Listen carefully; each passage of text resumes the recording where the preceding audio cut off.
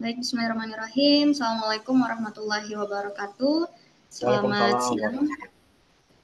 Selamat siang Bapak Ibu semuanya.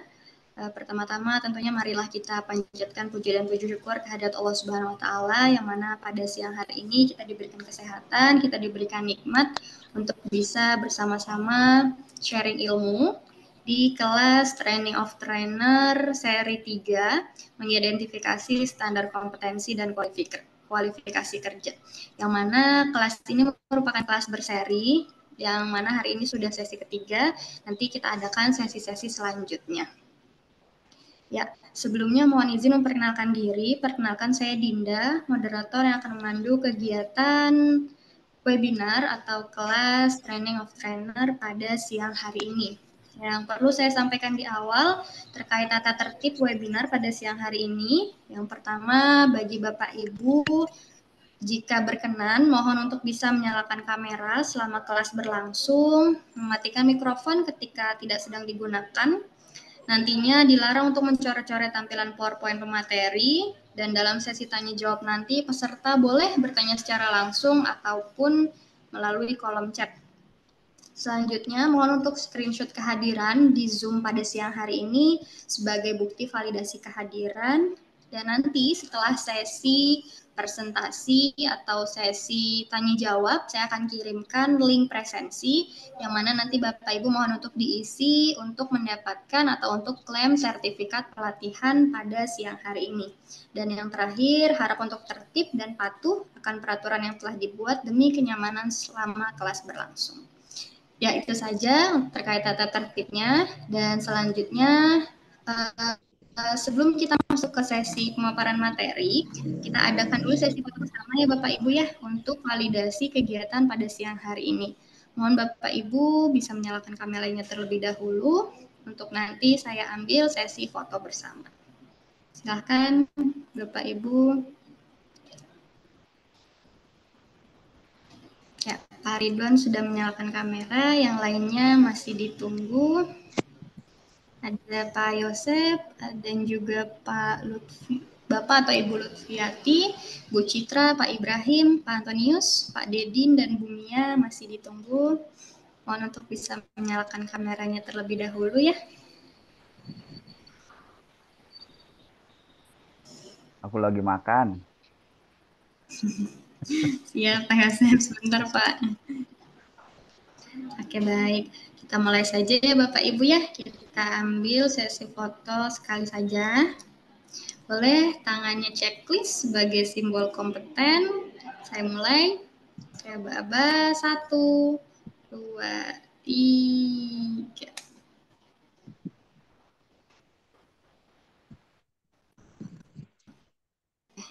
Terima kasih banyak Bapak Ibu. Dan lanjut memasuki sesi selanjutnya yaitu sesi presentasi atau seri-seri atau sesi sharing session yang akan disampaikan oleh trainer kita, yaitu ada Bapak Riki Dahlan, Magister Manajemen, Certified Assessor Kompetensi, yang alhamdulillah juga sudah bergabung. Assalamualaikum, selamat siang Pak Riki. Waalaikumsalam, selamat siang, Neng. Neng Dinda, apa Sehat ya Pak kabar? ya? Alhamdulillah, Bapak apa kabar Pak? Alhamdulillah, damang pangestu sadayana. Alhamdulillah. Baik, sudah siap ya Pak ya Insya untuk Allah. sharing siang hari ini? Insya Allah.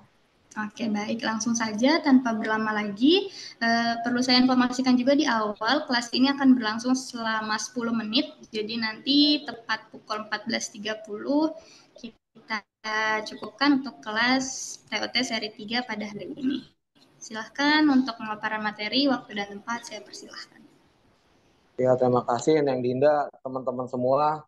Selamat datang dalam training apa di AIMTRES ini tentang level 3 ya. Salah satu unit kompetensi di level 3 ialah mengukur kinerja ya. Ya, sesuai dengan standar kompetensi. Kita sekarang ini membahas kompetensi. Kompetensi itu apa dan kenapa kita mesti kompeten itu ada buktinya ya. Sehingga kalau kita bicara tentang ijazah, semua orang juga punya ijazah.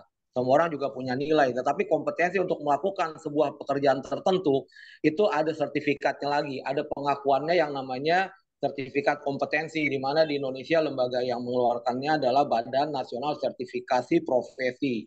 Nah, kalau teman-teman ingin mengikuti training atau ujian di sana, tentu teman-teman harus punya bekalnya. Nah, sekarang kita bahas dulu mengenai salah satu dari unit kompetensi yang akan ya. Sorry, saya udah ini belum share screen. Udah ya? Belum, Pak. Belum, Pak. Belum. Oh, belum. Share screen. Ini saya udah cek, udah klik. Memang tampilannya belum terlihat sih, Pak, Oke, kalau di sorry. saya. Sekarang sudah? Ini Sudah ya? sudah, Pak. Oke, sudah teman-teman. Mengenai standar kompetensi dan kualifikasi kerja. Nah, sekarang kalau kita memasuki sebuah atau melamar untuk sebuah jabatan tertentu, itu ada standar kompetensinya dan ada standar kualifikasi yang harus kita penuhi. Sekarang kita bahas adalah NSP ini, nomornya mungkin tidak terlalu penting Anda hafal, karena bisa di Google aja nanti. Yang penting kita mengetahui, mengidentifikasi sumber informasi standar kompetensi. Dari mana standar kompetensi itu ditentukan? Anda mesti tahu. Kemudian mengetahui KKNI-nya, Kerangka Kualifikasi Nasional Indonesia. Mungkin singkatan-singkatan ini kalau teman-teman yang baru bergabung dalam dunia training atau sertifikasi kompetensi di BNSP, ini istilah ini mungkin belum familiar saat ini. Tetapi kalau nanti lama-lama berkecimpung di sini, lama-lama akan paham juga ya. Nah, sekarang kan teman-teman mau mengikuti TOT, Training of Trainers. Jadi Anda itu akan yang Anda training adalah para trainers. Jadi Anda bukan jadi peserta training, mentrainingkan para peserta biasa lagi, tapi Anda mentrainingkan para trainers. Nah, Anda mesti menyiapkan rencana kegiatan pelatihan kerja. Seperti apakah kegiatan pelatihan kerjanya, nanti itu semua ada standarnya. Kalau untuk memperoleh dokumen standar kompetensi, Anda bisa lihat ini SKKNI Kemenaker ini, Anda bisa lihat di sana ada ratusan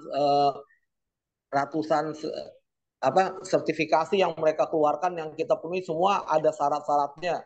Tinggal Anda penuhi sertifikasi apa yang Anda butuhkan, sertifikasi apa yang kualifikasinya masuk untuk Anda gitu ya. Jadi jangan sampai Anda salah memilih. Anda bisa pilih di situ. Ini gampang sekali, Anda tinggal lihat ada 795 SKKNI yang saat ini berlaku. Karena sudah dicabut 123, tadinya 918. Ini keputusannya. Nah, sekarang kita lihat pengertiannya. Kompetensi itu bukan berarti pinter atau nggak pinter, atau cerdas nggak cerdas. Itu mungkin dalam dunia akademik ada IPK. Ya. Kalau dalam dunia kompetensi kita, dunia BNSP atau dunia sertifikasi profesi, di mana sekarang kita mengikuti skema okupasi ya. Skema okupasi itu ialah skema untuk menyangkut jabatan atau posisi tertentu yang Anda bisa jalankan. Di sini tidak ada ketentuan nilai dengan lulus cum laude, lulus summa cum laude, atau lulusnya seperti saya. Ya, kalau saya lulusnya dengan kategori dikasihani lah mungkin. Karena dosennya saya masih ingat waktu saya lulus itu omongan dosennya sampai sekarang masih teringat sama saya.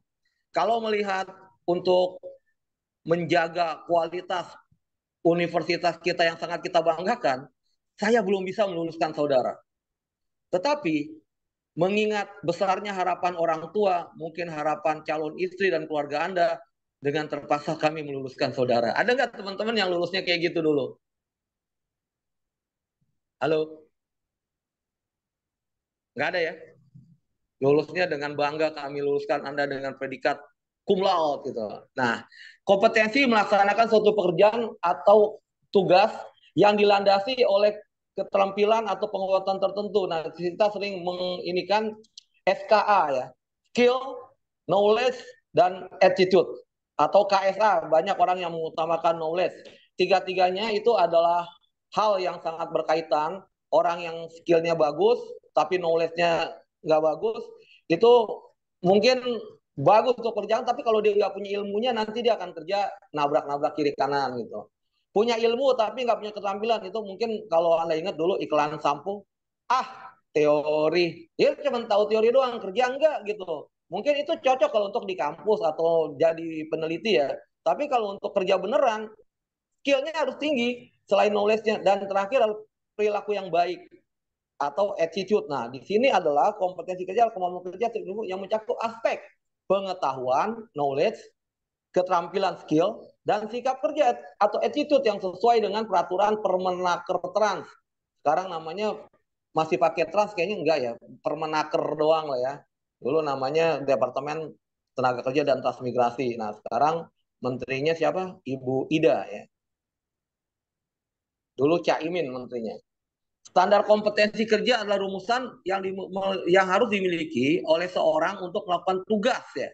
Jadi itu tadi ya, kita lihat dia punya ilmunya, dia mampu mengerjakannya, dan dia pun memiliki sikap yang baik sesuai yang dipersyaratkan.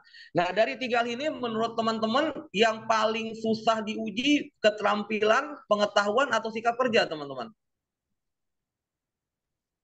Sikap kerja, Pak. Sikap ya, attitude ya.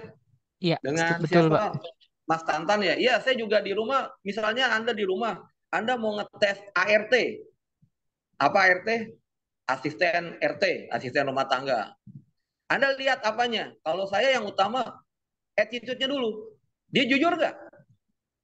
Ya. Saya bilang kalau sama ART, kalau Anda merusak barang karena memang tidak tahu, itu saya maafin. Tapi kalau Anda sampai mencuri, itu tidak ada maaf. Kurang lebih seperti itu ya. Jadi memang yang paling susah adalah mengetes adalah attitude atau sikap. Yang memang kita harapkan sikap itu baik. Bagusnya sih tiga segitiga utama ini, SKA ini bagus semua. Nah itu karyawan idaman. Kalau Anda ketemu karyawan yang tiga-tiganya bagus, jangan sampai lepas teman-teman. Kalau sampai lepas, rugi ya, nyari orang yang kayak gitu kan susah. Nah sekarang Anda balik, Andalah karyawan idaman itu gitu. Sehingga Anda dicari oleh pimpinan untuk dipromosikan. Atau Anda dicari oleh perusahaan lain untuk dinaikkan pangkatnya dan diberikan gaji baru yang lebih tinggi. Enak gak kalau kayak gitu teman-teman? Enak ya? Asal jangan Anda cari supaya naik kompetensinya biar bisa dicari oleh istri baru. Nah itu jangan teman-teman. SKKNI standar kompetensi kerja nasional ini. Jadi kalau ada singkatan-singkatan yang pakai NI teman-teman, udah tahu ya pasti NI-nya apa? Jangan diganti jadi negara Indonesia ya, nasional Indonesia, TNI, Tentara Nasional Indonesia, SKKNI juga begitulah. Pokoknya nasional Indonesia. Rumusan kerja yang cukup aspek ya, yang relevan dengan pelaksanaan tugas. Jadi misalnya kalau kita ingin mengetes, katanya kalau kita ingin mengetes manjat pohon, jangan kita tes ikan, kita tes monyet gitu. Jadi monyet yang bisa manjat pohon kita pilih yang memiliki keterampilan dan attitude yang bagus. Jadi sekarang kalau di pendidikan kan ada apa ya istilahnya rata-rata nilai ya, IPK ya. Benar gak teman-teman? Di mana mungkin katakanlah tiap semester ada 7 pelajaran gitu. Katakanlah anak SD deh yang dulu ada NEM, UN. Itu ada 4 pelajaran, kita pilih yang paling tinggi. Misalnya ada 4 pelajaran teman-teman, nilainya 888 dengan 96666, menurut teman-teman mana yang lebih bagus kerjanya? Gimana teman-teman? Ada orang nilainya 4 mata pelajaran 8 semua, dijumlahin berapa? 32 ya. Tapi ada orang 4 pelajaran nilainya 6, 3 pelajaran, 1 pelajaran ada 9 ya, dijumlahin berapa? 27. Kalau untuk kerja, mana yang lebih bagus?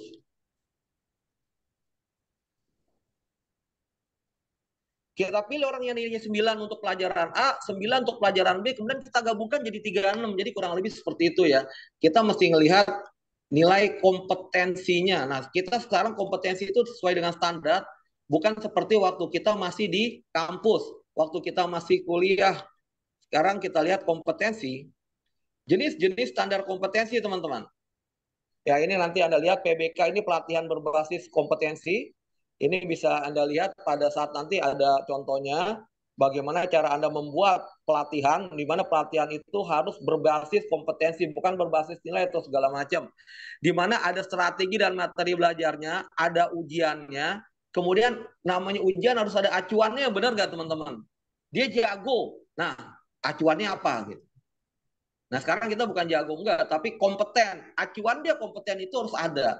Nggak bisa kita menyatakan dia kompeten karena kita suka sama dia gitu. Karena gue suka lu kompeten. Nah itu nggak boleh. Harus ada acuannya.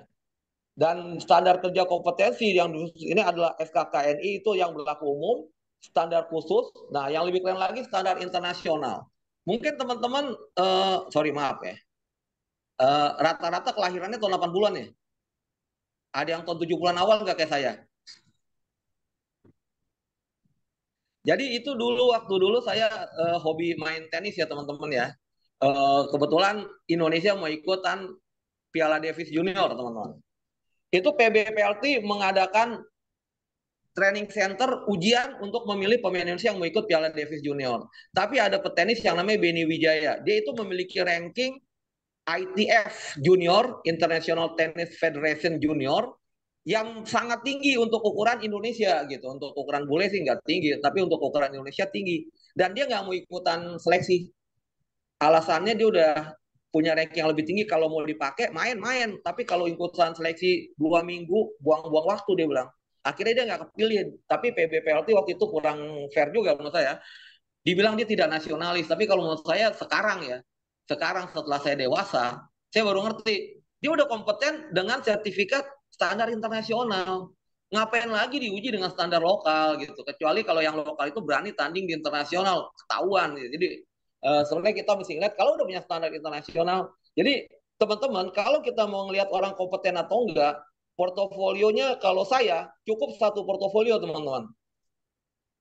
Nggak perlu 14 portofolio macam-macam, cukup satu lembar kertas pun saya akan nyatakan dia kompeten untuk level yang paling tinggi. Dengan catatan yang tanda tangan adalah Presiden Jokowi. Presiden Jokowi menyatakan orang ini kompeten. Anda berani nggak menolak memberikan rekomendasi kompeten? Nah, sekarang kita bisa lihat. Tapi kan tidak mungkin Presiden Jokowi memberikan rekomendasi kompeten untuk orang biasa seperti kita, ya kan? Nah, kriteria unit kompetensi ialah outcome dari sebuah pekerjaan secara spesifik. Jadi kita mesti jelas outcome itu apa sih teman-teman? Ada yang tahu nggak outcome? Apa bedanya outcome dengan result?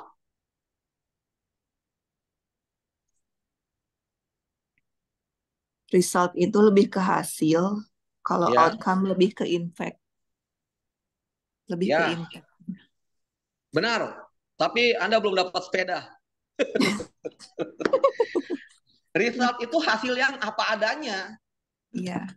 Sementara outcome itu desired result.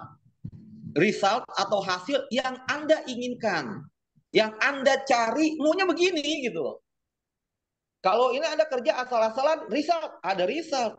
Tapi kan maksudnya Anda pengen hasil yang bagus. Misalnya bikin apa ya, menggunakan mesin bubut, bikin kunci, bikin mur segala macam. Anda pengen yang presisi, rapi segala macam. Itu outcome. Tapi nyatanya ada mur baut yang amburadul, itu result. Nah, sekarang kita cari outcome. Outcome itu harus secara spesifik. Spesifik itu kalau dunia kita, dunia kerja ya, beda dengan dunia seni. Teman-teman tahu nggak bedanya kita dengan seniman? Seniman bebas, Pak. Bebas ya, bener. Nggak ada Seniman, nggak ada outcome Kalau mungkin kita ya. ada batasan. betul, seniman itu penilaiannya kualitatif, Betul. bagus, Jangan enak, salah nih, ya. Kayak Indah. indah. Indah kata lo belum tentu indah kata gue, bener gak? Betul. Misalnya kita ngelihat lukisan, wih katanya bagus, tapi kok gue lihat biasa aja, coret-coret, tapi yang tanda tangan nama-nama ngetop gitu. Akibatnya kita anggap, wih gitu kan. Tapi kalau kita mesti spesifik, angkanya berapa. Bahkan kalau kita hitung secara moneter, harganya berapa. Jadi kita ukurannya jelas. Kalau orang teknik mesin kan biasa ukurannya sampai mikron-mikron ya, 10 pangkat min 6 gitu. Karena mereka harus presisi. Kalau presisinya nggak pas, itu nanti tekanan mesin bisa berkurang dan akibatnya mesinnya ngempos gitu ya. Nah, kalau kita mesti income lagi, outcome, income mah penghasilan duit ya. Nah, kemudian kondisi di mana UK itu dilaksanakan. Nah, kita mesti jelas dilaksanakannya di kantor, di pabrik, lagi hujan, lagi banjir, semua itu ada standarnya. Pengetahuan dan keterampilan harus kerja sesuai standar. Dia mesti tahu ukuran ini, misalnya mau bikin beton, dia mesti tahu campurannya berapa pasir, berapa semen, berapa split, kemudian nanti nyiramnya jam berapa, segala macam harus ada. Nah, buktinya itu yang menunjukkan orang itu kompeten atau tidak gitu. Harus ada bukti untuk menentukan seorang itu kompeten atau tidak. Bisa Anda lakukan bukti itu yang Anda peroleh secara langsung dengan observasi, atau bukti itu yang Anda dapatkan dari rekomendasi pihak ketiga, atau yang tidak langsung. Semuanya bisa dilakukan untuk menilai orang itu kompeten atau tidak. Nah, setiap UK dapat diimplementasikan untuk kebutuhan pelatihan, sertifikat kompetensi, dan pelaksanaan di tempat kerja. Jadi Anda jangan misalnya membuat apa ya, UK-nya itu yang tidak realistis, hanya bisa dilakukan misalnya di Jerman gitu, hanya bisa dilakukan di laboratorium yang di Indonesia itu tidak ada, atau di workshop dengan peralatan-peralatan yang di sini tidak familiar, teman-teman. Nah, ini mungkin yang banyak terjadi sehingga banyak tenaga-tenaga ahli kita nggak mau pulang. Kenapa dia nggak mau pulang? Kompetensinya dia di sono tinggi, di sini tidak, karena standarnya beda, peralatannya beda, situasinya berbeda. Sering terjadi ini pada teman-teman kita yang berprofesi sebagai dokter. Kenapa dokter? Dokter di luar negeri belajarnya penyakit canggih-canggih, sementara di sini penyakit mencret. Jadi nggak cocok. Sehingga dokter dari luar negeri pulang ke sini harus diuji lagi kompetensinya. Kemudian mencerminkan kompleksitas dari keterampilan, pengetahuan, dan sikap kerja yang dibutuhkan pada saat kerja. Jadi kita tidak perlu mengetes orang misalnya untuk kompetensi main piano, kita tes dia main biola. Meskipun dia bilang, saya ini maestro biola, saya ini pemain biola, levelnya udah main konser di New York Philharmonic. Tapi kan yang kita mau tes adalah kemampuan pianonya, jadi itu tidak relevan. Tidak boleh terlalu luas sehingga tidak mungkin dikerjakan oleh satu orang. Jadi kita juga nggak boleh memberikan syarat kompetensi yang terlalu luas. Tapi kalau menurut saya sebenarnya semua itu satu hal, teman-teman. Contohnya mungkin ada yang keluarganya TNI, teman-teman. Nah, di situ instruktur mesti nyontoin dulu bahwa itu bisa dikerjakan, teman-teman. Jadi misalnya kemampuan terjun payung, dia mesti bisa ngejin, misalnya lari sekian menit itu berapa kali kitaran lapangan bola. Instrukturnya mesti bisa. Kalau enggak, itu berarti suatu hal yang nggak mungkin dikerjakan gitu. Kalau dia bisa mengerjakan sendiri, orang lain juga harus bisa. Tapi jangan ini cuman istilahnya lu cuma nyuruh-nyuruh doang tapi ngerjain sendiri nggak bisa gitu. Saya salut waktu itu saya beli alat ini ya, screen otomatis, teman-teman. Itu yang jualannya ngetesnya sama dirinya sendiri. Dia pakai lap basah, dia masukin ke stop kontak, mati nggak si kringnya. Saya bilang, lu jangan coba di sini, ntar kalau ternyata gagal, gue yang repot nih di rumah gue soalnya gitu. Tapi ternyata begitu ceklek, mati langsung. Oh, berarti ini alatnya canggih Pak, saya udah nyobain pada diri sendiri loh, dia bilang gitu. Nggak boleh terlalu sipit dan rigid sehingga tidak menggambarkan sebuah pekerjaan secara menyeluruh. Misalnya gini ya teman-teman, unit kompetensi membuat apa ya? Membuat bakso. Nah, di situ mungkin nanti ada lagi elemen kompetensinya ialah mencincang daging sehingga sangat spesifik yang tidak relevan dengan kegiatan yang lebih besarnya gitu. Nah, di sini di SKKN ini pertama dimensi knowledge, pengetahuan ya. Pengetahuan yang melandasi pekerjaan. Nah, ini biasanya sih orang andalan pengetahuan itu dari pendidikan formal ya, teman-teman ya. Di mana-mana kita selalu sering mendengar bahwa sarjana-sarjana Indonesia itu belum siap pakai di dunia kerja. Sering kejadian perusahaan membuat bahkan program manajemen trainee 1 tahun. Supaya apa? Menjembatani lulusan kampus yang ilmunya belum aplikatif ya. Belum sesuai. Nah, kemudian ada juga yang berdasarkan pelatihan. Misalnya dari BLK. Atau pengalaman, seperti kemarin kita ingat teman-teman ada kejadian seorang sarjana teknik mesin UI, dia tidak diterima, tapi yang diterima adalah yang punya sertifikat kompetensi mengelas dan sudah berpengalaman mengelas keliling dunia. Kalau kita butuhnya tukang las, kita butuh nggak insinyur cum laude? Mungkin tidak perlu, karena yang kita perlukan adalah orang yang kompeten untuk pekerjaan mengelas. Apakah lasnya dilakukan di bawah laut atau lasnya dilakukan dimanapun, yang jelas dia kompeten untuk mengerjakan ini. Hal-hal yang lain tidak kita perlukan, meskipun mungkin selain dia jago ngelas, dia jago nyanyi loh. Ya, kita nggak perlu hal itu gitu. Kemudian divisi keterampilan ini task skill, task management nanti akan kita bahas lebih lanjut, yaitu dia terampil melakukan kerjaan itu. Dan dia terampil untuk misalnya menghadapi masalah-masalah yang tidak diprediksi saat dia melakukan kerjaan itu. Sikap kerja teman-teman, ya kita harus memastikan gimana pun kita harus apa ya teman-teman ya, kita harus sesuai SOP lah teman-teman ya. Saya kebetulan lama di dunia keuangan, di treasury, di bank, itu ada SOP-nya. Misalnya Ricky boleh transaksi maksimum 5 juta dolar teman-teman. Kemudian saya transaksi 10 juta dolar, saya buka posisi 2 kali lipat teman-teman. Ternyata harga dolar naik. Itu menguntungkan apa enggak teman-teman?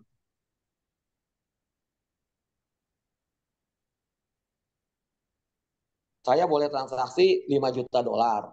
Saya beli dolar 10 juta. Itu melanggar peraturan nggak? Melanggar.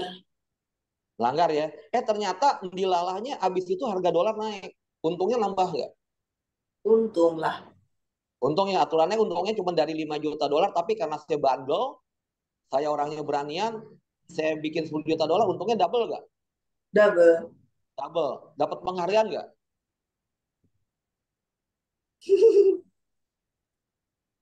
Ya dapat Akibat untung. bandelan saya untungnya jadi double.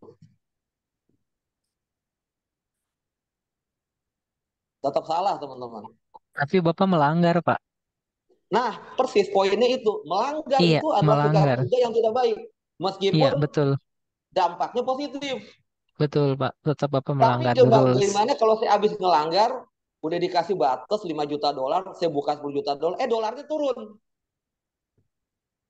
Ruginya jadi Double.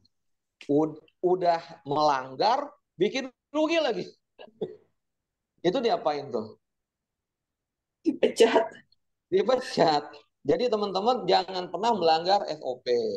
Kalau SOP itu rasanya tidak applicable, zaman udah berubah, sekarang udah zaman digital 5.0, kita masih pakai SOP zaman bahela, SOP-nya dirubah dulu sesuai dengan kondisi kekinian.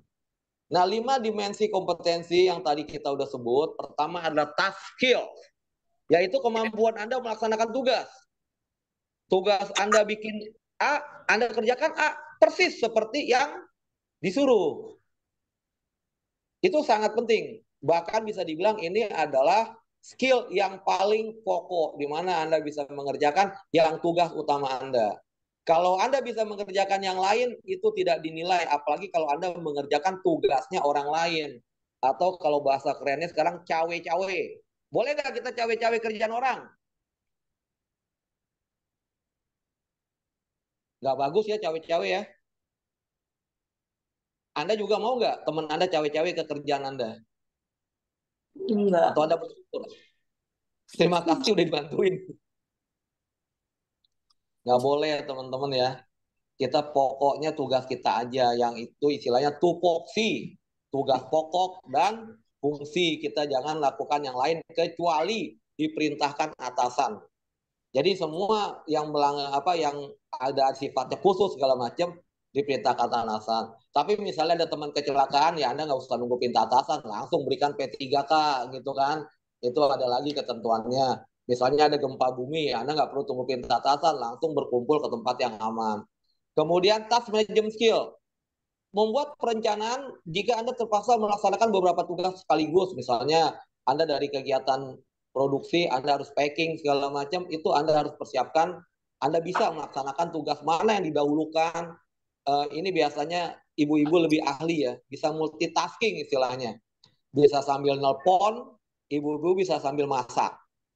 Sambil masak, bisa sambil gendong anak, sambil nonton drama Korea. Itu task management skill yang luar biasa itu. Kalau laki-laki paling bisanya cuman nyetir mobil sambil denger radio. Udah, cowok-cowok biasanya cuma segitu. Tapi kalau ibu-ibu kemampuannya lebih tinggi ya teman-teman. Bahkan bisa lihat WA sambil gimana gitu ya. Katanya bisa sambil ngaji, sambil ngegosip. Oh, itu luar biasa itu. Bisa nggak? Kemudian yang ketiga adalah melakukan tindak. Kenapa? Kang Tantan? Ya, jadi teman-teman ada lagi. Ketika Anda bekerja, tiba-tiba listrik mati.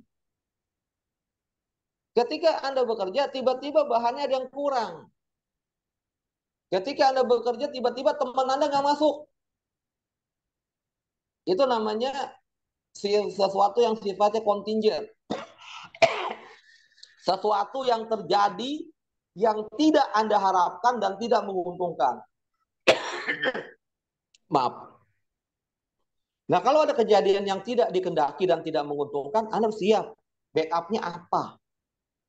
Kalau teman nggak masuk, ya Anda harus kerjain. Nah, ini sering terjadi, teman-teman. Kejadian pada teman-teman yang memulai bisnis UMKM, teman-teman.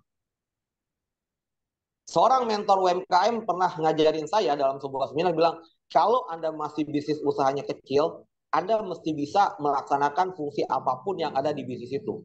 Misalnya, Anda buka catering. Juru masaknya nggak masuk, Anda harus bisa masak. Juru packingnya nggak masuk, Anda harus bisa. Kalau Anda buka laundry, Anda nggak bisa ngelondri, itu bahaya. Karena apa? Bisa jadi karyawan Anda nggak masuk. Kalau Anda buka salon, Anda harus bisa nyukur. Kalau tukang cukur nggak masuk, masa salonnya ditutup? Nah, kurang lebih seperti itu. Jadi, untuk hal-hal yang tidak diinginkan, kita mesti siap. Kadang-kadang kan orang bilang, misalnya laptop rusak, gue bawa 2 laptop, tapi saya belum pernah lihat sih ada trainer datang bawa laptop 2 kiri kanan gitu. Tapi intinya, yang kata peribahasa bilang, tidak ada rotan, akar pun jadi. Kalau tidak ada elektronik, gunakan manual.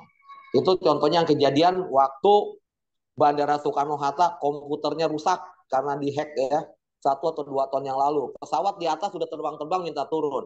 Pesawat yang di bawah pengen naik karena ditunggu di bandara tujuan. Akibatnya para pengatur lalu lintas udara di Bandara Soekarno-Hatta menggunakan manual seperti yang dulu dilakukan waktu kuliah. Nah, jadi meskipun alat udah canggih, kemampuan manual itu tetap jangan sampai dilupakan. Berperan serta dalam mengelola lingkungan pekerjaan, job atau role environment skill. Nah, ini sering terjadi misalnya kita melakukan kerjaan di sebuah tempat yang baru. Atau kita jadi warga baru, kita berlingkungan dengan orang-orang di lingkungan kita, dengan RT baru, dengan tetangga baru, kita mesti kenal. Begitu juga dalam lingkungan pekerjaan. Kita mesti tahu unit kerja kita itu hubungannya dengan unit lain apa, teman-teman. Apalagi kalau perusahaan yang mengerjakan pekerjaan dengan sistem conveyor belt ya, ada ban berjalan yang dari sini pindah ke sana, pindah ke situ barangnya, di mana jika satu fungsi di situ macet akan berakibat pada tempat lain. Nah, di situ kita mesti lihat lingkungan ya. Environment kita seperti apa, kita mesti paham di mana kita berdiri, apa fungsi kita, outcome apa yang diharapkan dari para rekan-rekan di sekeliling kita. Tapi dalam hal ini, dalam kerja teman-teman, yang paling penting adalah hubungan dengan pimpinan. Kalau saya bilang sih, jangan sampai pimpinan kecewa. Oke ya. Kemudian ini terakhir, ada adaptasi atau transfer skill, di mana manusia adalah makhluk yang paling bisa beradaptasi. Mungkin teman-teman masih ingat dulu apa ya? Komputer lah contohnya. Dulu mesin ketik printer pakai dot matrix. Sekarang mungkin printer nggak ada lagi, pakai laser semua. Alat-alat semakin canggih, berbeda dengan zaman dulu ya.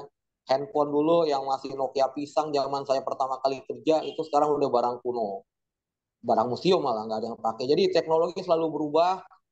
Eh, Cuma ya itu yang kejadian sekarang ya, yang lagi dibahas apa teman-teman, yang masalah online shop di Tanah Abang, yang katanya pedagang Tanah Abang jadi bangkrut ya, gara-gara orang pakai apa tuh Shopee apa TikTok ya, Shop, Pak.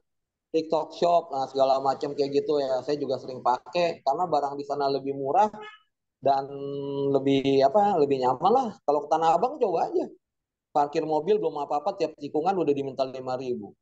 Pas parkir beneran diminta lagi 25.000. Pas keluar diminta lagi, ya aduh pusing kalau kayak gitu.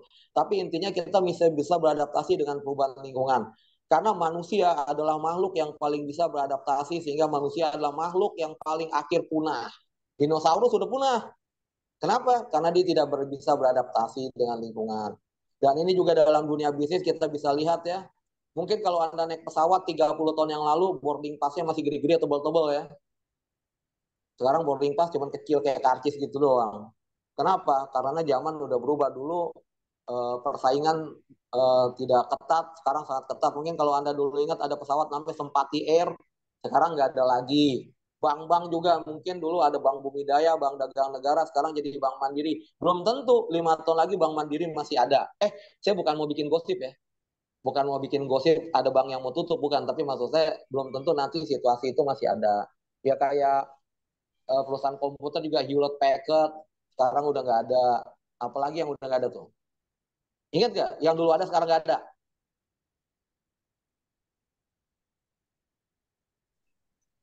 Nokia.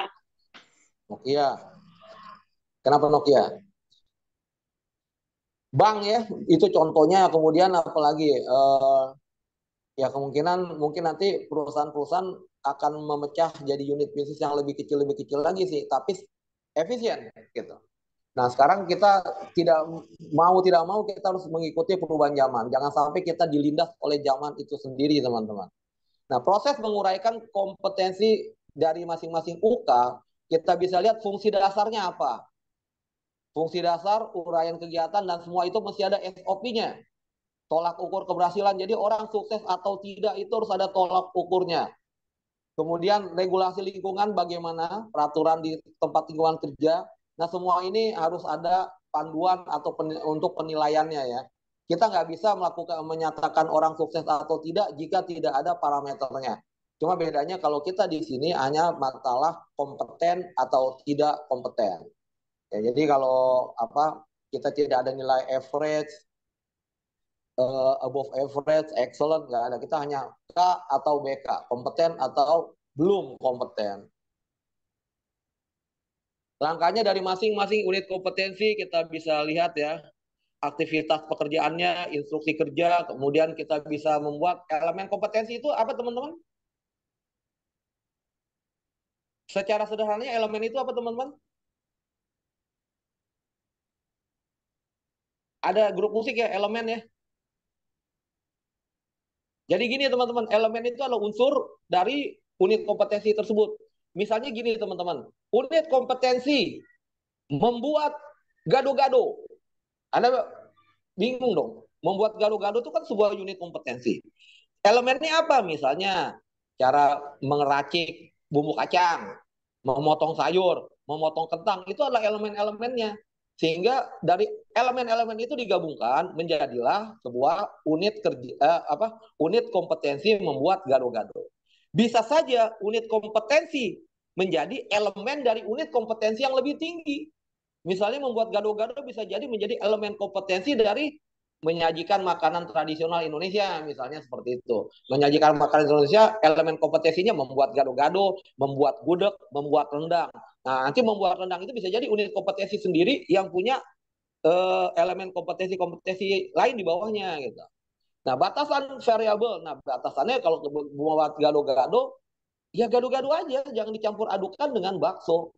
Gado-gado itu seperti apa? Sayuran, dikasih kuah kacang, dikasih sambal, dikasih kerupuk misalnya. Nah, panduan penilaiannya apa? Berapa kita mau penaluan penilaian berdasarkan rasa, berdasarkan kandungan gizi, berdasarkan apa? Bisa kita buat panduan penilaiannya, misalnya gado-gadonya sajiannya menarik, gado-gadonya rasanya enak, gado-gadonya rasanya nagih, gado-gadonya rasanya pedas, bikin keringetan, semua harus ada panduan penilaiannya, nggak bisa sembarangan. Nah, cara memahami unit kompetensi dalam SKKNI ya, ini ada kode unitnya. Ya, jadi tidak ada. Ini mungkin kalau saya bilang ya kode unit ini seperti NIK ya buat kita orang Indonesia ya. Ada nggak yang NIK-nya dipakai oleh 2 orang? Tidak ada. Ada? Tidak ada. Tidak ada ya. Sangat spesifik nih ya. Kalau buat ini nih, mentor Yance Sodak, apa kabar mentor? Kabar baik. NRP ya mentor ya. NRP ya. NRP pakai garis miring P itu artinya perwira kalau di sana gitu. Kalau nggak pakai garis miring P berarti anggota. Nah, kita di sini semua ada huruf dan ada angkanya. Sehingga tidak ada double, semua spesifik ya. Nggak ada tumpang tindih. Kemudian harus ada deskripsi unitnya apa. Unit apa tadi? Unit membuat gado-gado. Kemudian elemen kompetensinya menggiling bumbu, kemudian memotong sayur segala macam yang harus dibuat. Batasan variabelnya, gado-gadonya harus bagaimana? Penilaiannya adalah rasanya segala macam itu semua harus ada. Nah, inilah yang dibuat dalam semua unit-unit kompetensi yang merujuk pada kompetensi atau okupasi pada pekerjaan tertentu. Bisa saja unit kompetensinya itu dipakai di beberapa elemennya bisa aja dipakai misalnya membuat kacang, bumbu kacang kan bisa juga dipakai untuk unit kompetensi membuat ketoprak, untuk unit kompetensi membuat asinan. Jadi bisa saja unit kompetensi elemen kompetensinya dipakai di tempat lain, tapi unit kompetensinya harus berbeda dan spesifik untuk masing-masing. Nah, sekarang format unit kompetensi teman-teman. Jadi nanti kalau teman-teman membuat program pelatihan berbasis kinerja, seperti ini teman-teman, kode unitnya, judul unit, dan deskripsi unitnya. Mungkin Anda tinggal ambil dari ini aja ya, dari apa? Dari yang tadi linknya tentang semua SKKNI yang ada di Kementerian Tenaga Kerja. Ya, tinggal kalimatnya ada yang aktif, ada yang pasif. Kalau untuk capaian harus aktif atau pasif segala macam itu nanti ada contohnya, Anda bisa ikuti atau Anda ikuti dari mentor Anda gitu ya. Elemen kompetensinya harus ada beberapa kriteria untuk kerjanya. Nah, jadi kalau nggak ada kriterianya itu kan orang jadi bingung ya. Kriterianya apa sih? Membuat ini berapa sehari, membuat ini bagaimana, membuat ini apa kualitasnya, tahan banting, tahan api, tahan apa, ya segala macam mesti ada. Format unit kompetensinya ini biasa kita gunakan 12 digit ya. Ada yang hafal NIK-nya masing-masing nggak? Hafal. 6 angka pertama itu kode apa? Kode provinsi. Provinsi apa kelurahan? Provinsi. Biasanya. Ya nggak tahu sih. 6 angka pertama. 3205034. 3 itu artinya Pulau Jawa. 2 itu artinya apa? 31 itu DKI. Oh, Jawa Barat misalnya gitu, Nah, 32 gitu kan. iya Provinsi gitu. ya 2 angka di depan. Jadi kalau udah 6 angka itu udah sampai kelurahan. Oh iya, iya. Kemudian tanggal lahir ya kan. Iya. 4 angka terakhir urutan orang yang punya tanggal lahirnya sama, Anda yang keberapa. Bisa bedakan NIK-nya cowok sama cewek gak?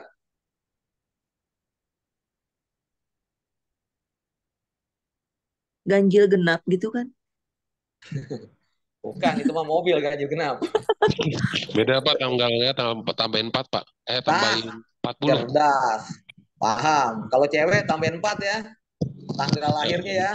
Iya, jadi 40 sebenarnya, jadi 06 jadi 46 gitu Pak. Nah, pintar. Kompeten sekali Anda dalam hal NIK. Jadi kita bisa lihat ini cewek atau cowok gitu. Jadi tanggal lahirnya, kalau cowok tanggal lahirnya apa adanya aja.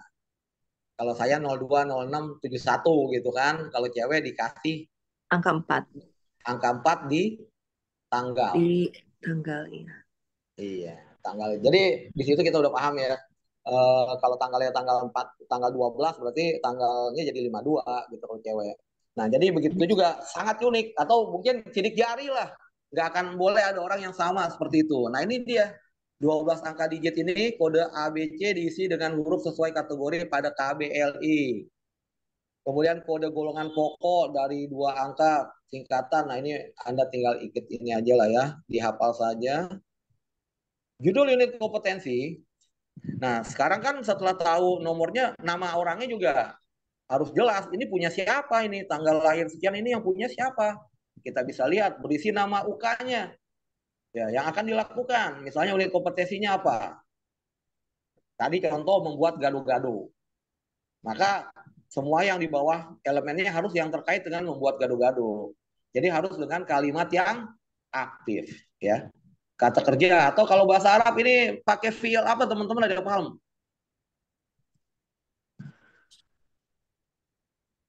Fiil apa yang berisi kalimat aktif? Fiil mudore. Wah, belajar di mana Bu? Emang betul. Canggih sekali. Kalau Ya, kalimat perintah, kenapa Bu? kalau kalimat perintah pakai fiil amar. Wah, benar-benar ustazah ya Bu ya. Jadi malu nanya-nanya. Saya juga tahunya cuma itu doang kok Bu, yang lain nggak tahu. Judul masing-masing UK dalam satu bidang yang bersifat unik ya, namun merupakan bagian dari bidang tersebut. Jadi nggak boleh ada yang apa, ya intinya tumpang tindih lah. Deskripsi unit tentang lingkup pengetahuan keterampilan ya. Jadi kembali lagi apa KSA tadi ya, untuk melakukan pekerjaan secara kompeten dengan unit kompetensinya. Jadi istilahnya di sini kompeten ya, mampu melakukan sesuai dengan standar. Deskripsi keterkaitan ini dengan unit kompetensi lain yang memiliki keterkaitan erat ini mesti jelas. Nah, elemen kompetensi berisi uraian tentang langkah-langkah kegiatan yang dilakukan dalam melaksanakan UK tersebut. Unit kompetensi membuat gaduh-gaduh, maka elemen-elemennya apa saja. Kemudian kegiatan yang dimaksud biasanya disusun dengan mengacu pada proses unit kompetensi yang dibuat dalam kata kerja aktif dan performatif ya. Performa itu arti maksudnya apa? Perform. Penampilan pada saat melakukan kerja. Iya, itu dia betul. Betul, betul sekali. Jadi sebenarnya Ibu tuh mau ngambil level 3 atau mau ngambil master tuh? Kalau mau ngambil master emang mesti punya level 3 dulu sih. Iya, belum punya. Terus habis itu langsung ngambil master ya? Iya, siap. Wah, boleh. Nanti kalau ngambil master ikutan training lagi. Iya, Elemen ini juga kompetensi. yang 4-nya kan besok, terus uji kompetensinya yang level 4 nanti akhir Oktober. Oh gitu. Tahun Iya. ini juga lah ya? Ya, insya Allah. Ya Allah. Asesor lah tahun ini pokoknya. Oh, bagus sekali. Emang udah bekerja sebagai asesor? Enggak sih, belum sih. Cuman karena saya kan basicnya sebagai guru kimia gitu. Cuman saya kayak tertarik gitu sama dunia-dunia pelatihan instruktur dan sekarang pun saya sedang sedang melakukan pelatihan-pelatihan di berbagai daerah tentang aplikasi ilmu kimia kayak gitu, kayak pembuatan sabun, kosmetik dan lain-lain. Saya kalau kimia-kimia saya malu deh. Saya cuma ingat reaksinya asam tambah basa sama dengan garam dan air. Iya. Cuma itu doang yang saya ingat. Yang lain saya udah lupa. Nggak, saya emang juga tergolong pelajar yang tidak cerdas. Ngajar di SMA atau di mana? Di SMA Angkasa 1. Halim. Iya. Oh, ipar saya itu rumahnya di Jalan Angkau dulu, rumah orang tuanya. Keluarga TNI Komplek, AU berarti ya. Komplek Trikora. Iya. Ipar saya suaminya Ade. Hmm. Bapaknya ini juga alumni AU, kalau dianya sih sipil biasa aja. Iya. Angkasa itu ada berapa di situ? Ada 7 ya SMA Angkasa ya? SD-nya yang 7, kalau SMA-nya 2. Oh, SMA-nya 2. Itu teman-teman anak saya banyak juga yang masuk SMA Angkasa kemarin karena ada peraturan PPDB yang berubah ya. Banyak yang nggak keterima di negeri. Iya. Mungkin banyak teman anak saya itu. Anak saya ada yang kelas 11 sekarang satu Bu, yang dari SMA SMP 49 nggak ada kan? Iya, saya ngajar di kelas 11. Kelas 11. Oh, ada anak 49 situ. Banyak. Anak Ya, 81 ada lanjut. juga. Oke. Lanjut. Elemen kompetensi diawali dengan kata kerja sebelum subjek dan bersifat langsung dan lugas ya, mengkonfirmasi akses dan kondisi lokasi. Jadi kata kerjanya apa ya? Jadi maksudnya kalau kita istilahnya itu kalau kita ngomong di sini nggak pakai tedeng aling-aling ya, nggak pakai bahasa-bahasa yang sifatnya ambigu, yang sifatnya basa-basi, diplomasi, agak deket, agak jauh, agak apa, lumayan, bagus, enggak. Ya, seperti kalau saya paling kesel kalau nanya sama orang, ditanya janjian ketemu gitu ya. Lu di mana sekarang? OTW. OTW itu kan nggak jelas ya, baik dia baru keluar dari kantornya mau ketemu kita, atau dia udah dekat sama kita, itu kan sama-sama OTW, bener ya. Tapi kalau dia bilang, gue sekarang di depan gedung Darmala, gue di depan gedung BNI, nah kita ada bayangan gitu. Nah di sini dalam membuat elemen kompetensi, harus menggunakan kata-kata yang bersifat jelas dan lugas ya. Jadi ini mungkin cocok untuk orang apa ya? Orang Batak kali ya, yang kalau ngomong to the point gitu. Enggak, bukan. Siapa aja intinya. Intinya kita di sini tidak boleh ada eh, yang sifatnya apa namanya asumsi atau persepsi yang subjektif ya.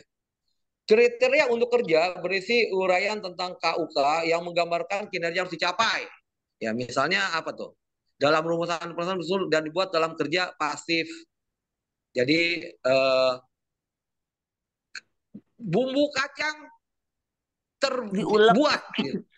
Terulek. Nah, gitu maksudnya. Jadi kalimatnya pasif gitu. Jadi Diulek menunjukkan apa? menggunakan Target chopper.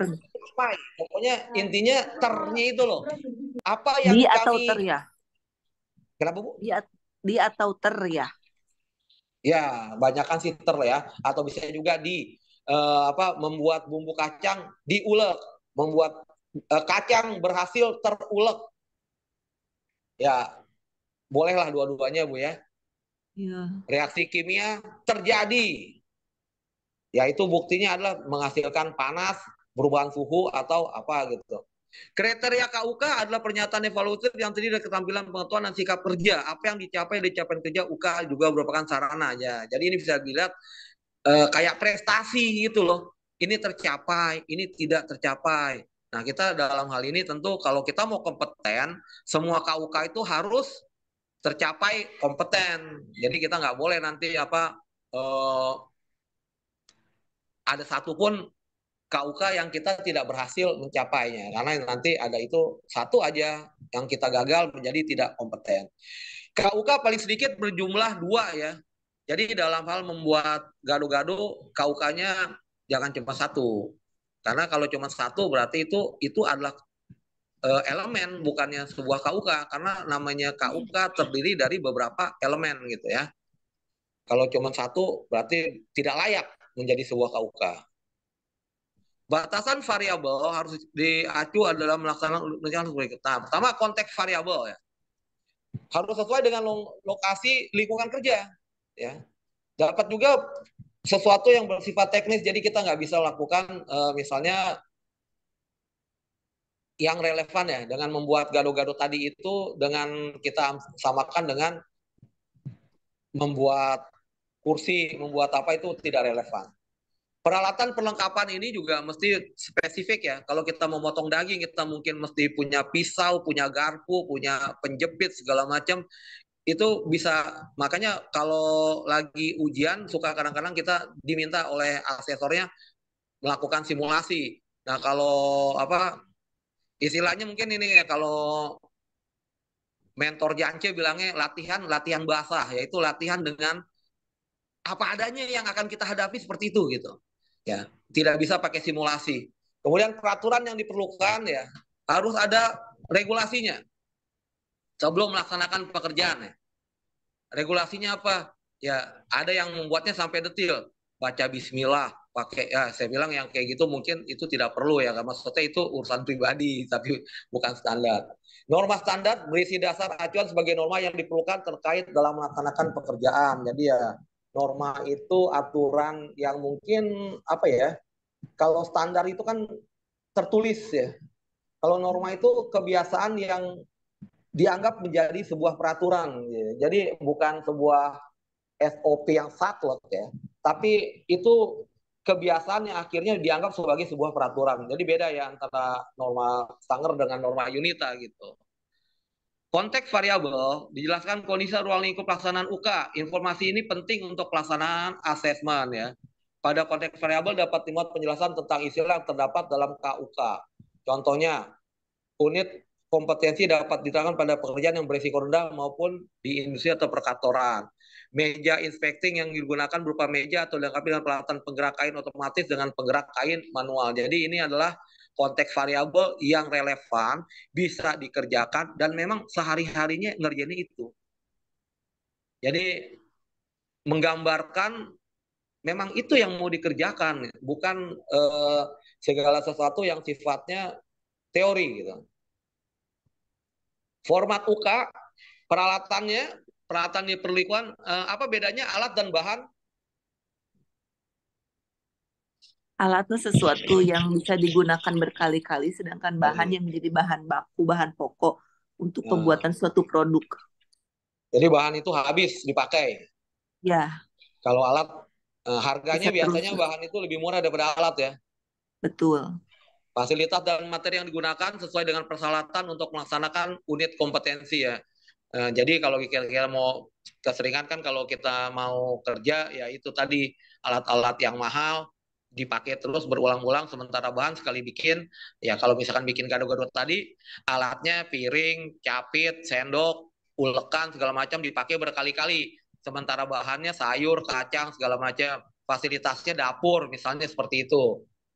Peralatan alat mesin atau alat utama digunakan melakukan unit kompetensi. Nah, ini adalah yang utama ya. Jadi ada peralatan utama dan peralatan tambahan. Sedangkan perlengkapan itu sorry, maaf. Kalau peralatan itu yang utama, sementara perlengkapan penunjangnya ya.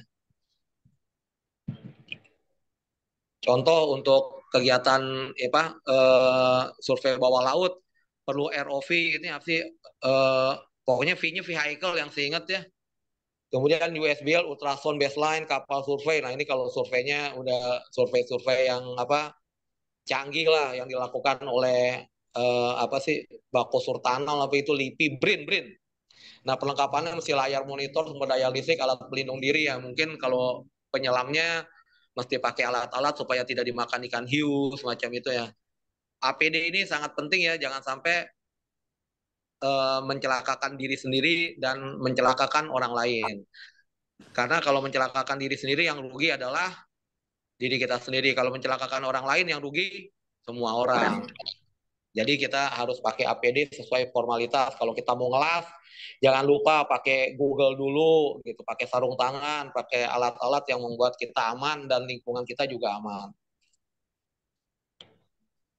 Format unit kompetensi, peraturan atau regulasi yang dikeluarkan. Nah, untuk yang membuat peraturan itu mesti pihak yang authorized ya. Pihak yang memang berwenang membuat peraturan itu. Nah, kalau di kita ngikutin peraturan yang digunakan oleh BNSP. Kemudian contoh peraturan Menaker, Permenaker, peraturan Menteri SDM untuk kegiatan di bidang usaha minyak dan gas bumi secara wajib itu harus kita penuhi. Mungkin juga di bidang lain juga ada peraturan menteri-menteri lainnya, permen-permen ini ya. Semua permen-permen ini mungkin berbicara mengenai kepentingannya atau peraturan di bidang tertentu yang sesuai dengan bidang kementeriannya. Mungkin permen di bidang perdagangan berbeda dengan permen di bidang pekerjaan umum dan perumahan, semua ada. Ya, norma adalah patokan ukuran dan tidak berubah dalam konteks standar kompetensi. Norma berkaitan erat dengan aspek sikap dan moralitas. Moralitas ini gimana nih? Pejabat-pejabat kita banyak kan moralitasnya bagus ya.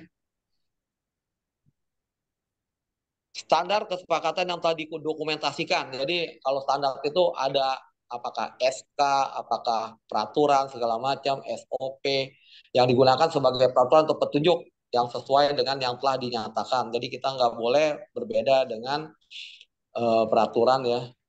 Jadi pokoknya di sini kita nggak usah terlalu banyak kreativitas ya. Kreativitasnya sudah dibuat oleh yang membuat SOP. Jadi yang membuat SOP itu sudah menyusun kreativitasnya, kita tinggal mengikuti saja. Contohnya kode etik tenaga pelatih, standar SOP penyiapan bahan pelatihan yang berlaku di lembaga pelatihan. Nah, jadi ada norma, ada standarnya.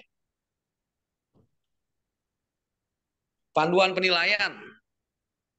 Panduan penilaian ini penjelasan tentang berbagai kondisi atau keadaan yang tepat ya. Jadi ya itu tadi dia. Jadi kadang-kadang ada istilah semua pakai passing grade ya. Tidak boleh ada satu item pun yang di bawah standar. Itu contohnya kemarin biasa itu kayak waktu seleksi kerja ya. Seleksi kerja itu kemarin ada seleksi di Politeknik Keuangan Negara PKN ya. Itu ada orang semua nilainya bagus, tapi ada satu mata ujian yaitu tentang tentang tes kepribadian gitu. Yang dia nggak lulus, padahal matematika, bahasa Inggris segala macam ya tetap nggak bisa, namanya passing grade.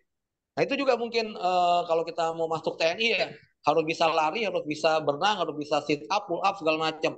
Satu aja nggak lulus semua. Nah, bagian ini mengenai bagaimana penilaian untuk unit kompetensi dilakukan ya. Sebagai pelatih, asesor maupun penilai lainnya menentukan bagaimana proses penilaian unit kompetensi dilakukan. Teman-teman paham bedanya pelatih, mentor, coach, asesor, paham ya? Belum. Mentor itu bedanya dengan pelatih apa?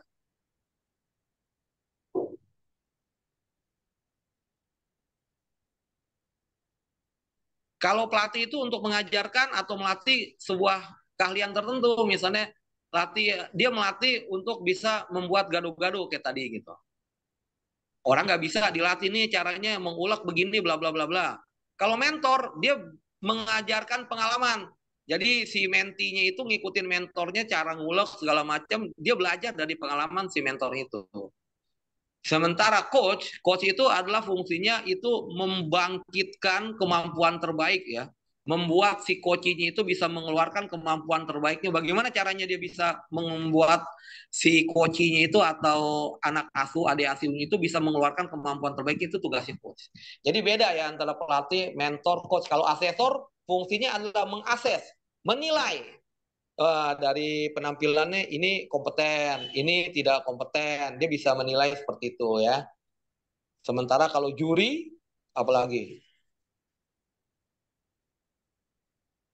Juri enggak ya. Juri itu menilai ya kontes ya, kayak apa,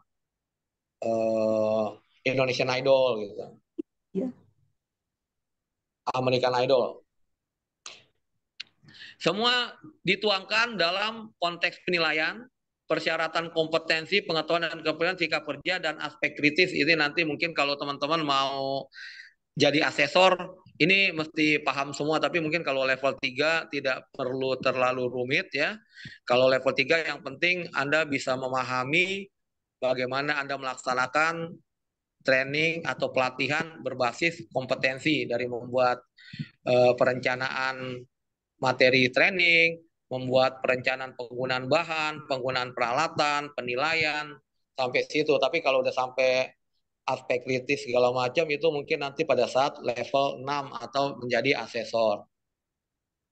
Format UK konteks penilaian memberikan penjelasan tentang hal-hal yang diperlukan dalam penilaian kondisi ya. Ya, konteks penilaian ini apa bedanya konten dan konteks, teman-teman? Konten itu lebih ke materinya, lebih ke isinya sih. Kalau konteks kontekstual. Kontekstual. Jadi mana yang diagram besar, mana yang diagram kecil ya, istilahnya mungkin mana yang besar, mana yang isinya.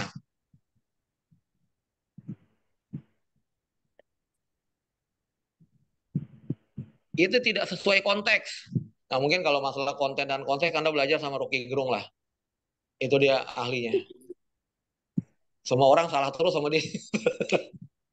Metode asesmen yang penilaian asesmen dilakukan di tempat kerja atau tempat yang disimulasikan. Jadi boleh Anda melakukan asesmen di tempat kerja aslinya, boleh. Tapi boleh juga di tempat kerja Anda dengan peralatan dan perlengkapan yang memadai untuk menilai kompetensi. Jadi kalau tempat kerjanya misalnya di pertambangan ya, kalau Anda bisa ikut ke sana ya bagus. Tapi kalau enggak, Anda mungkin bisa membuat dia melakukan itu seolah-olah berada di sana.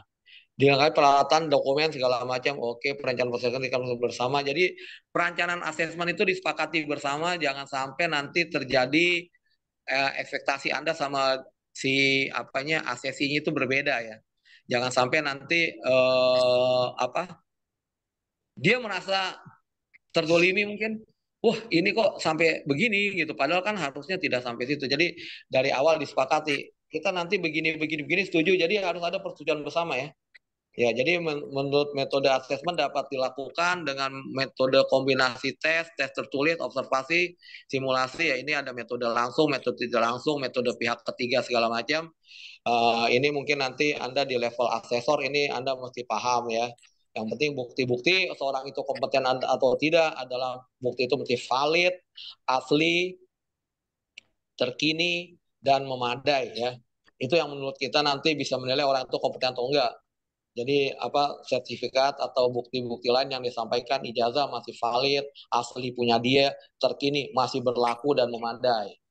Format UK bersama persyaratannya memberikan penjelasan tentang UK yang harus dikuasai jika diperlukan sebagai peralatan awal. Jadi kita mesti jelaskan dulu sama si ACC-nya yang diperlukan itu apa untuk menilai dia kompeten atau tidak kompeten. Kemudian berisi UK yang harus dikuasai terlebih dahulu sebelum berlatih atau mengikuti ujian kompetensi. Jika unit tidak dikuasai terlebih dahulu maka dapat dipastikan tidak dapat mengikuti pelatihan. Jadi mungkin bisa dibilang ada persyaratan dasar ya yang harus terpenuhi, baru kemudian persyaratan tambahan.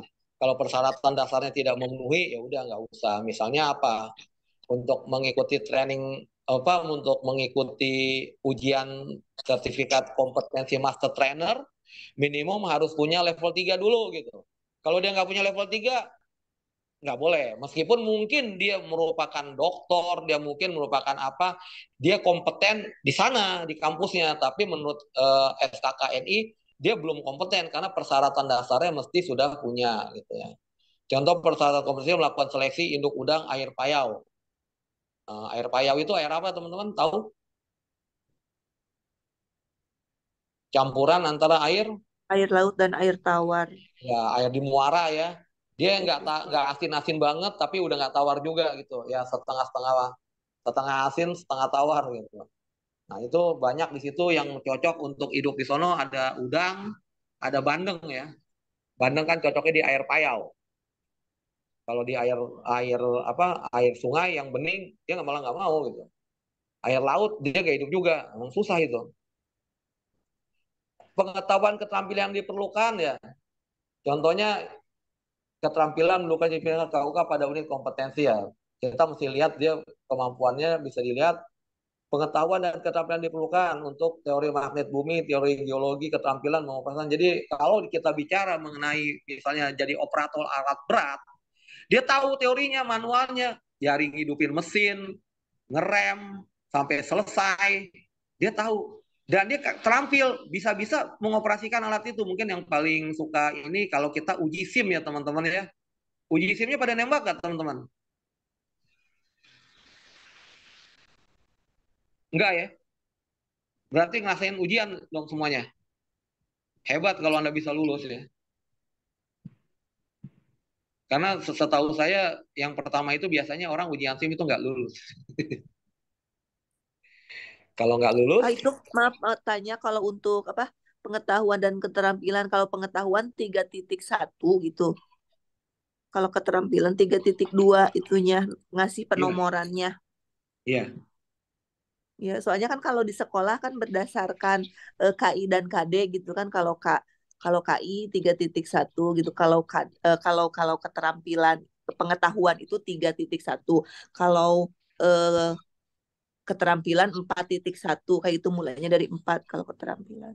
Kalau ini mah oh, 3 gitu ya, 3.1, 3.2. ini beda numbering di sana dengan di sini mungkin Bu ya. Iya. Mm-mm. Ya, tapi prinsipnya sama aja Bu. Iya. Ya, Terus kalau penerapan. misalnya di situ ada subnya lagi, misalkan kayak mengoperasikan alat penarik Tauvis magnemometer itu, kalau misalnya ada subnya lagi di bawahnya, berarti 3.2.1.1 Titik gitu. satu lagi, betul. Oh, oke. Makin digitnya makin makin ini karena dia menginduk ke atas lagi gitu. Anak Iya. sama aja ya, anak, cucu, cicit gitu loh Bu. Hmm. Biasanya sih satu orang tua anaknya minimum 2 di sini Bu. Kalau nggak 2 ya Iya. berarti dia nggak perlu gitu kan. Nanti cucunya ya 2 ya 4 minimum gitu. Oke. Sama aja prinsipnya. Nah, format sikap kerja yang diperlukan, sikap kerja ditampilkan untuk capai KUK pada UK. Informasi sikap kerja yang berpengaruh terhadap pencapaian UK. Jadi ya apa itu? Ya ini kalau menurut saya sih lebih banyak kepada sifat-sifat dasar yang mestinya semua orang tanpa apa ya, tanpa membedakan UK-nya di mana, semua orang mesti tanggung jawab ya, benar nggak? Iya. Dan semua orang mesti Tanggung jawab. teliti Kayak disiplin juga itu masuknya sikap kerja. sikap kerja. Kalau kritis masuknya kemana?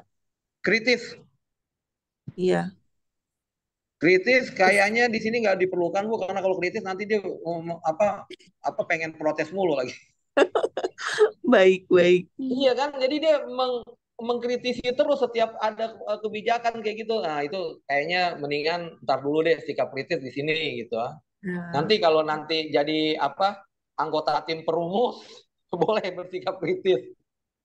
iya, berarti kalau sikap kritis yang diperlukan kita sendiri yang merancangnya gitu. Betul. Sikap kritis memberikan kejelasan tentang apa yang atau kondisi yang sangat mempengaruhi keberhasilan pada ini, maksudnya kritis ini kritikal, bukan sifat kritis tukang protes Ibu ya. Ini Critical sifat, thinking.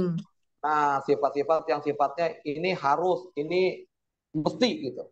Karena kalau ini nggak terjadi, nanti dampak belakangannya berbahaya gitu. Sifat kritis memberikan tentang hal yang benar-benar perlu diperhatikan ketika melaksanakan. Jadi istilahnya sifatnya kalau di pilot ini kondisi go or not to go. Jadi kalau ada ini satu aja ini nggak boleh, lo nggak boleh terbang gitu. Nah ini seperti ini seperti itu. Apa yang nggak boleh nggak harus iya. Ketelitian mengkonfigurasi alat magnetometer di atas kapal ini nggak boleh nggak, karena satu kesalahan berbahaya. Sama juga sifat kritis, aspek kritis dalam menyusun payung lah kalau tentara Bu ya. Kalau salah-salah susun payung nggak ada maaf, payungnya nggak mengembang. Mau minta maaf gimana, orang udah mati di bawah gitu. Jadi sifat-sifat yang tidak bisa tidak harus terpenuhi. Nggak boleh salah lah di sini gitu. Kayak dokter juga mengoperasi misalnya, dia nggak boleh salah, kalau nggak nanti orangnya mati. Jadi sikap kritis itu adalah maksudnya seperti itu, sifat yang harus iya, gitu. Nggak ada toleransi lah istilahnya. Zero tolerance, no default.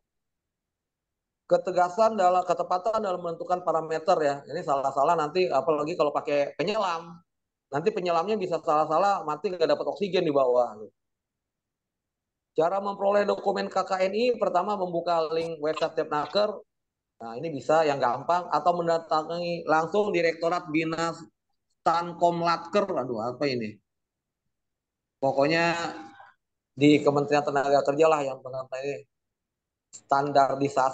standarisasi kompetensi pelatihan kerja Bu, singkatannya gitu, Stankomlatker, standarisasi kompetensi pelatihan kerja. Wah, kan di sana ada Direktorat Jenderal Binawas, pokoknya bina-bina lah, bina pengawasan.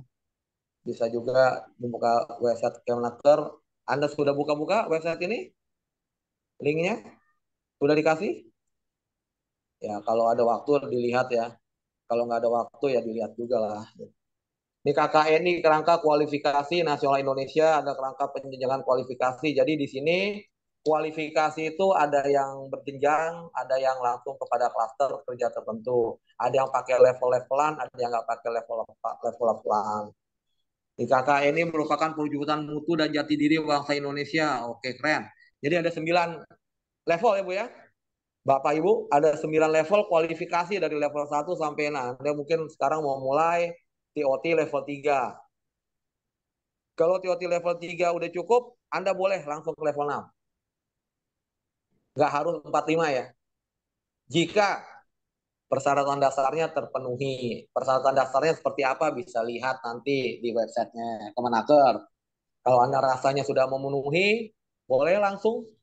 Tapi kalau Anda belum, kesini dulu, kesini dulu, kesini dulu. Yang pasti Anda memenuhi syarat untuk melakukan itu ya. Pencapaian jam pelajaran bisa dilihat ya. Kalau di sini S3 menjadi langsung level 9 atau ada ahli, teknisi, operator. Nah, ini tergantung lah Anda bisa di mana.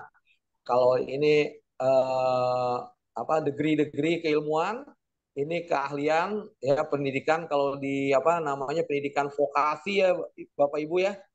Pendidikan vokasi itu kayak D3 Politeknik segala macam ini ada di sini.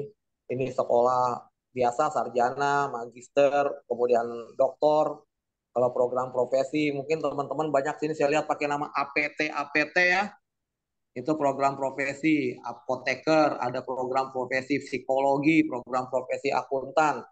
Yang jelas yang pakai nama IAI itu ada 3 profesi teman-teman, saya juga bingung.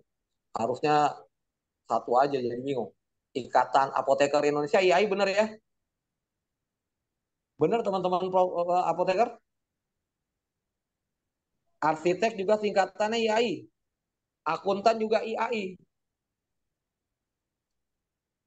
Nah ini Anda bisa lihat aja. Anda pokoknya antara dunia pendidikan dengan dunia kerja. Nah di sini KKNI adalah menjembatani orang yang baru lulus biar bisa kerja. Dan sekarang juga kalau untuk sekolah-sekolah vokasi dan SMK juga dia menjadi LSP tipe P1 ya. Mereka bisa mengeluarkan sertifikat kompetensi sesuai dengan apanya program pendidikan yang dilakukan di sana. Ini kakak ini kualifikator dari ahli muda Madya Utama lah, bisa kita lihat saja. Pedoman pengemasan UK harus SKKN yang telah ditetapkan. Model pengemasannya inti dan pilihan ini macam-macam, Anda bisa hafalin saja. Ini dari Menteri, tinggal dibaca aja. Menurut saya tidak perlu dibahas, tapi Anda baca. Kita lihat prosedur, contoh prosedur K3, sikap kerjanya apa. Tapi ini yang harus Anda ingat sesuai SOP. Jangan sampai Anda salah. Mungkin ada pertanyaan dulu sampai sini teman-teman? Saya mau tanya Pak, Silakan. izin tanya ya, untuk kayak di situ kan ada kompetensi, misalnya kayak melakukan pekerjaan sesuai dengan SOP. Nah, untuk dinyatakan seseorang itu kompeten untuk dalam Oke. melaksanakan eh, elemen-elemennya itu, apakah dia itu harus benar-benar gimana ya? Jadi tidak ibaratnya kalau misalnya melakukan kayak, nah kita membuat praktek misalnya membuat sabun, tapi kita itu melihatnya dia itu kompetennya itu apakah untuk langkah kerjanya itu boleh melihat ke prosedur kerja, atau misalnya dia sudah mahir dalam melakukan itu apa langkah-langkah kerjanya tanpa melihat buku panduan seperti itu. Oh, jadi maksud Ibu apakah dia boleh ujiannya open book atau closed book gitu ya? Ya, Kalau tergantung Bu di sini Bu. Kalau memang di apa di unit kompetensi itu aturannya ujiannya harus closed book ya closed book. Kan kita mesti melihat ini kompetensinya dia dalam melakukan itu secara langsung gitu. Jadi kalau di situ dinyatakan bahwa yang masih ngelihat buku panduan atau manual belum bisa dinyatakan kompeten, ya dia nggak bisa kayak gitu. Tapi kalau sesuai dengan tadi ya capaian-capaiannya itu boleh dicapai dengan melihat buku manual, ya berarti itu boleh. Gitu. Tapi saya kira kalau orang sudah melakukan itu setiap hari dia nggak perlu lagi ya melihat contekan. Tapi manakala diperlukan dan itu ternyata diperbolehkan ya boleh. oh iya, baik baik. Itu. Yang Yang penting kita lihat penting, di iya iya benar gitu prosedurnya, yang penting benar. iya kita ngikutin aja Bu. Jadi kalau Ibu jadi asesor atau jadi penguji nanti sebenarnya tidak sulit Bu karena udah ada. Kita tinggal checklist aja. Benar nggak gitu? Ya kita tinggal lihat kasih K atau BK gitu kalau nggak sesuai dengan itunya ya. Apa Iya. istilahnya kita melakukan menguji kompetensi dan validasi asesi. Kalau dia memang kita uji bisa ya bisa, kalau enggak ya berarti nggak boleh. Sama juga kita nguji operator komputer, nggak boleh lihat lihat buku panduan, ya harus lakukan langsung. Gitu. Iya, baik. Maaf Ibu dengan Ibu siapa Bu? Namanya kok nggak ada ya? Oh, Pengguna enggak Zoom. ada namanya. Saya Rini. Bu Dini. Rini. Oh Ibu Rini, soalnya namanya di sini pengguna Zoom doang gitu. Oh, ya masa sih? Sengaja ya. Iya Ibu Dini, silakan kalau ada teman-teman yang lain. Oke, sudah, terima kasih, Bang. Sama-sama Bu. Izin nanya dikit Mas.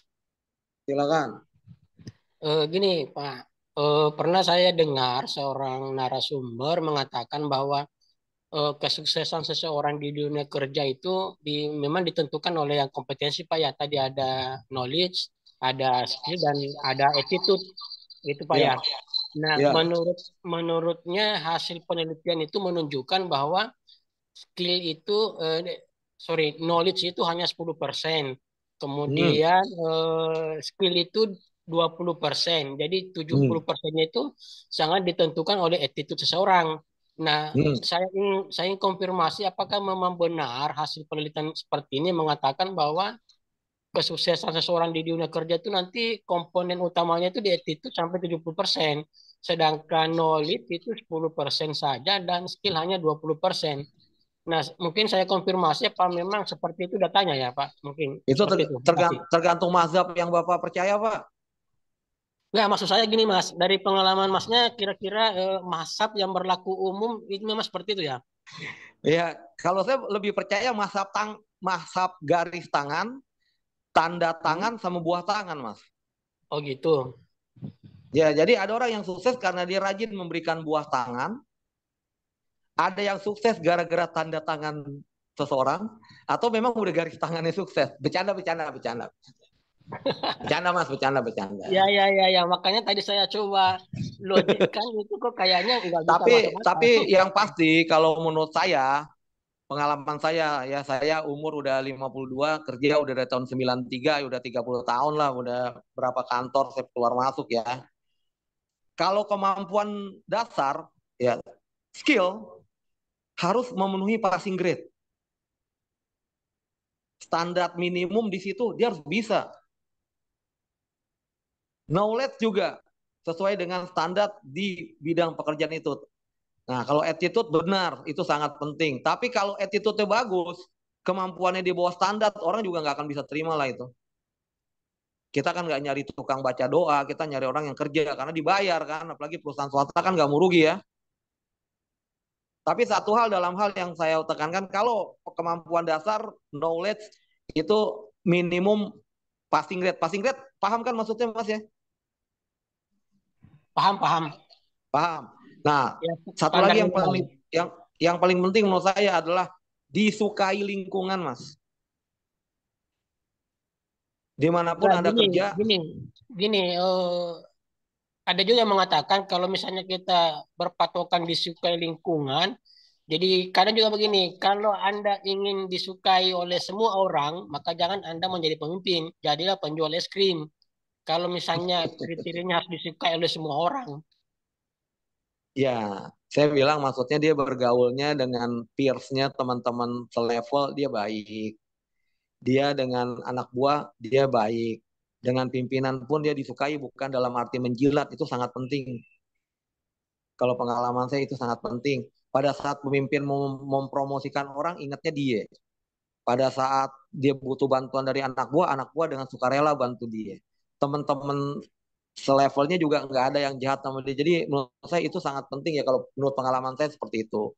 Banyak teman-teman saya yang pinter, tapi dia sering konflik dengan teman, sering konflik dengan bahkan ngelawan atasan. Ngelawan atasan itu dalam dunia bisnis saya pastikan tidak ada untungnya. Berarti itu kan larinya ke attitude, Mas ya? Betul, attitude itu sangat penting. Tapi kemampuan dasar juga harus terpenuhi gitu loh. Jadi untuk mengerjakan tugas itu kan dia mesti punya kompetensi ya Mas ya.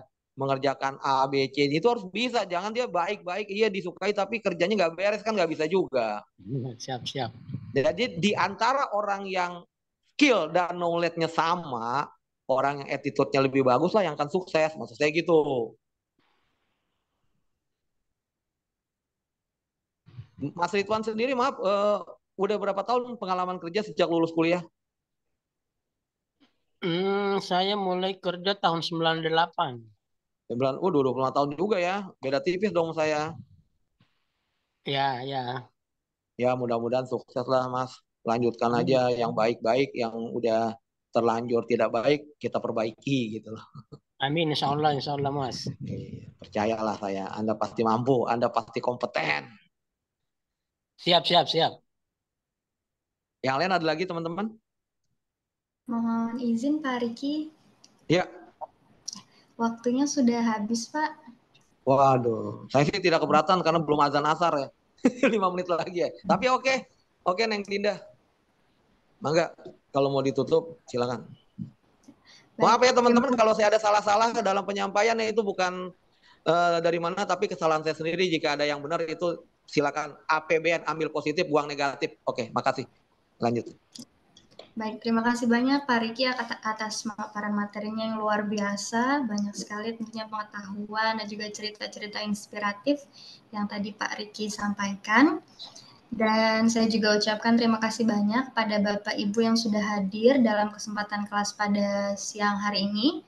Saya ingatkan kembali, mohon Bapak Ibu untuk mengisi link presensi yang sudah saya kirimkan di kolom chat agar Bapak Ibu dapat klaim sertifikat pelatihan pada siang hari ini.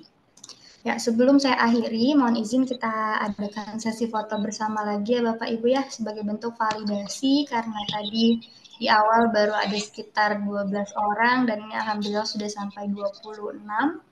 Jadi kita adakan sesi foto bersama dulu.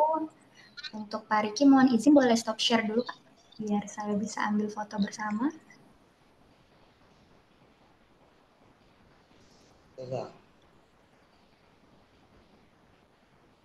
Ya, sambil menunggu, mohon Bapak Ibu untuk bisa menyalakan kameranya terlebih dahulu.